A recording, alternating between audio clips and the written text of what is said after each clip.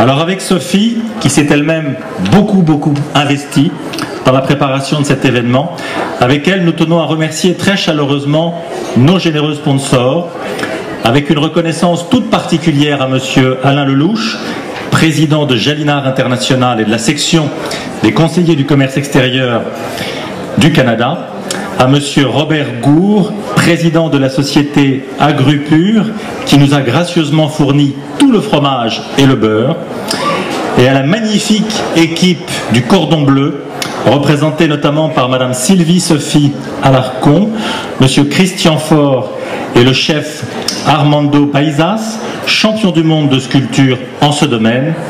Le Cordon Bleu, un peu derrière, enfin devant moi, a préparé pour vous des pièces exceptionnelles qui demandent des mois de travail ainsi que de délicieux desserts et met gracieusement ses équipes à notre disposition pour vous servir.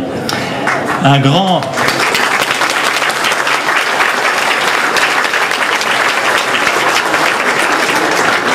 merci également de tout cœur à Jean-Claude Diana, président de Dalmiel Développement, qui a offert 100 kilos de bonbons et 1000 ballons, ça ne s'invente pas.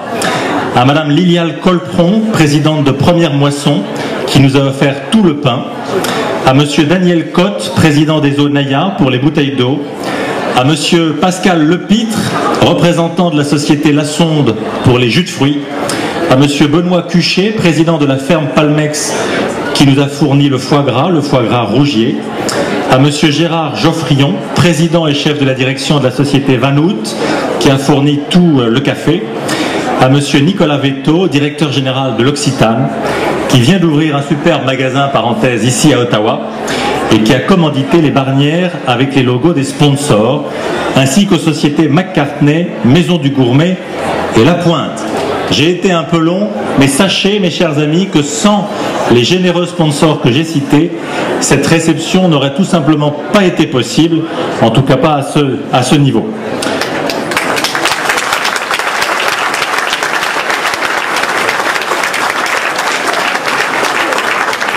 Je remercie également chaleureusement l'Orchestre symphonique d'Ottawa, et notamment sa présidente Martha Ina, d'avoir généreusement mis à notre disposition 3 de ses brillants élèves pour accompagner musicalement notre soirée.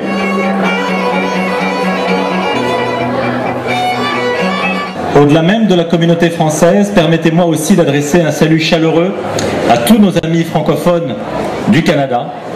Je pense à nos amis du Québec, bien sûr, avec qui nous avons célébré en 2008 le 400e anniversaire de la fondation de la ville de Québec et avec qui la France entretient des relations particulières que le président Nicolas Sarkozy a qualifiées de fraternelles.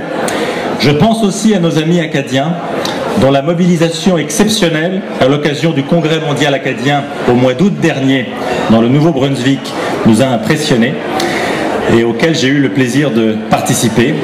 Et puis je pense aussi bien sûr à toute la communauté, à toutes les communautés francophones de par le Canada qui représentent plus d'1 million de personnes.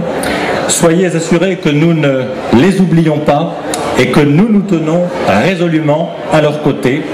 C'est le cas en particulier de la grande communauté franco-ontarienne. Les franco-ontariens sont nombreux avec nous ce soir et je voudrais les saluer tout particulièrement, collectivement et à travers leurs grandes figures, dont beaucoup sont avec nous ce soir. Mariette Carrier-Fraser, bien sûr, Jacques de Courville-Nicole et beaucoup d'autres d'entre vous que je devrais citer, qui représentaient cette grande communauté franco-ontarienne.